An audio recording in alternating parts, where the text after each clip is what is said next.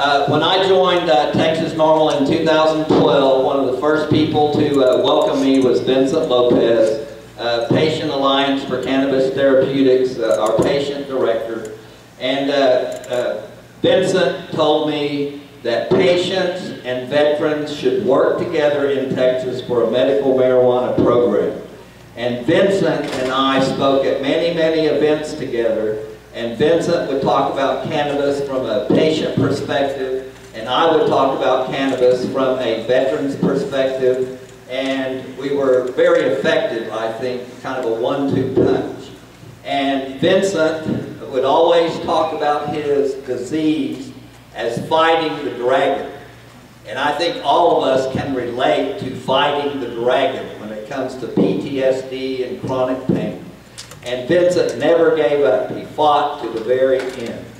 And he was always optimistic. Every time I ever talked to him, he was planning for the future. He was planning an event for patients. He was encouraging me and telling me we're never going to give up until we get medical marijuana in Texas. And so we're going to keep the fight going in Vincent's name. We're going to stand shoulder to shoulder with patients, veterans and patients together, until we get medical marijuana in Texas, and I love it. Yeah. Yeah.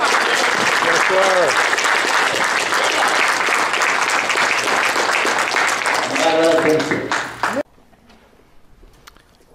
Vincent Lopez is rapidly becoming a legendary figure in the movement to allow those who need it to have legal access to cannabis. As your program notes, Vincent has dealt with muscular dystrophy for most of his life. Cannabis has not cured him, but regular use has made his life better, as he will tell you. Last year, he founded the Patient Alliance for Cannabis Therapeutics to provide a safe place for medical cannabis patients to share their experiences. Vincent is a writer, a publisher, a tireless advocate, and to many, a true hero. He has testified before legislative committees, freely acknowledging the role cannabis plays in his life. I don't think any of the lawmakers on those committees have called for his arrest or demanded that he stop using the drug that helps him deal with a tough situation and lead a productive life. I recommend they extend that generosity to others by writing it into law. Please welcome Vincent Lopez.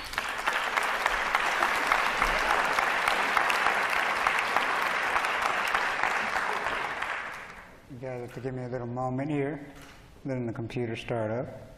But I want to start out by saying thank you to the Baker Institute for having me out tonight. And it is definitely an honor to be here today.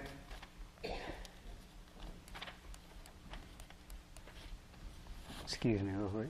Thank you. Right. Okay. Excuse me, got a little technical thing here. Double click on that file. Double click.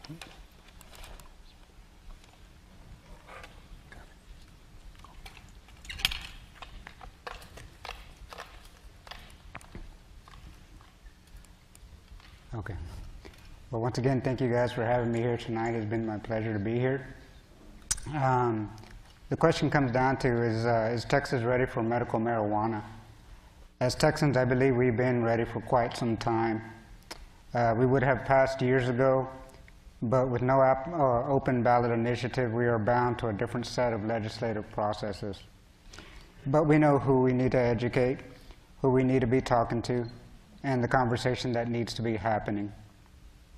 We know the voice of patients, and we shall be silent no more. It's hard not to turn away from the fact that one day my own physical mobility will cease to exist and that I will not be able to self-medicate. This in turn would fall onto my caregiver, which happens to be my mother. Therefore, she needs to have protection, and I fight to see that she has it. It's never good living in fear, for fear is a sickness that can keep us from facing reality, that can inhibit us from looking beyond ourselves that can blind us of our own true courage. In stepping out of the cannabis closet, I had always been familiar with the feelings of fear and intimidation, but nothing compared to the weight I was carrying by not coming out, by not saying anything, by living life in secret. No longer could I live in silence knowing I had an answer in cannabis for the painful muscle spasms, the stiffness and contortion I endure, the loss of appetite and sleep. If there's an answer in cannabis, then I shall not stay silent. This is my body, and how I choose to alleviate the pains of my body is solely up to me. When it comes to the rights of medical cannabis patients in the state of Texas, it is imperative that we do not make the previous mistakes made by other states. It is imperative that we secure our right and freedom of choice to medicate as we choose with what we choose.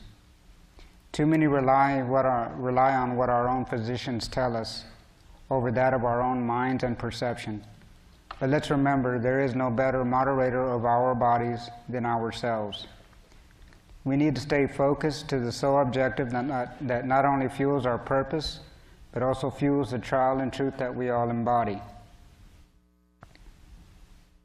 War is a malignant disease, an idiocy, a prison, and the pain it causes is beyond telling or meaning. In being a patient of Becker muscular dystrophy, a deteriorating muscle disease, I know firsthand about the consumption of disease and disability and the long-term detrimental effects it can have on the mind and on the spirit. It's a battle within itself, contending with the terminal disease, a dragon that will never leave your side, that will always be a part of you. This kind of trial can be a whisper in the ear, reminding you of your difficulty and all that you should fear, that your only purpose in life is to simply wait to die. If you can relate, then you know of the darkness of the dragon that lurks within, and though these dragons may consume our bodies, you also know of the bravery and courage embedded in us to keep fighting back harder than ever before. I simply say that there is no man or no law greater than the eternal confrontation of what we're having to endure. What can any man or law do to me that this affliction hasn't done to me already? And while for some there's a cure, there are others where there is no turning back, where there are no irreversible changes to be had. Let's understand that cannabis is not a cure for my condition, but an alleviator of my own choice. There's not much more I can do to stop the continual progression of this disease. My muscles will continue to deteriorate, my mobility will continue to suffer, and my pain will continue to increase. It's in accepting this fact where I am awakened and inspired to the bigger picture and responsibility that extends beyond my own life and onto future generations to come. When I first got involved, I was only seeking the legality of a medicine that had become significantly beneficial for me in regard to the symptoms of Becker muscular dystrophy. Unaware I was of what more my eyes and heart would see, not just within myself, but within many others. Let it be known that the canons of truth are upon you when a child is suffering with disease and/or disability, and seeing the system that is waiting for them. In seeing the amount of distress the bureaucratic process can bring onto an already difficult, painful, and desperate situation. The canons of truth are upon you when families are jumping onto the Texas exodus to Colorado, having no other alternative due to the illegality of medical cannabis here in Texas. The canons of truth are upon you when a child is incapable of even having a voice or the ability of full-on expression. The canons of truth are upon you when the medicinal properties of cannabis can bring a child out of that darkness, out of that epileptic, catatonic state. There is no greater inspiration than looking into the eyes of a child. It invokes an irreplaceable feeling that truly reminds us all of the sacrifice we must all make for them. I gladly give my life 4 times over to be the voice for them. No real legalization can exist unless it protects the rights of all. Therefore, we need to keep with the knowledge that each word of what we express has its own power, time, and place. We must have an awareness of our own strengths and weaknesses, an understanding of the process of legislation, and we must always seek a higher aim than just momentary satisfaction. Keep in mind that our actions of today greatly affect the outcomes of tomorrow. We cannot ascend beyond the entrapment and binding clutches of isolation, desolation, and fear if we allow the repercussions they inflict on us. It's about facing that dragon eye to eye and conquering the ultimate chess game from within, not about turning away out of fear or denial. It's about becoming something you thought you never could be and taking to heart that which doesn't kill us only makes us stronger. It's how we wield our inner strength that enables us to confront our demons so courageously and without fear. Let me say, if Jesus were here today, he wouldn't sway, and neither should we. Go to the ones who've been separated from their families due to this ridiculous drug war.